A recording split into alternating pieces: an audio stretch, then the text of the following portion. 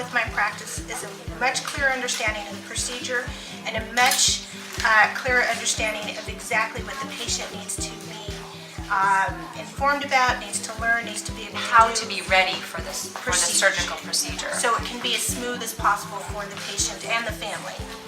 Yeah. I'm excited about going back home and helping my patients more thoroughly. The one component I've been missing is the myofascial aspect, and I think that is just going to raise the benefits for my patients exponentially.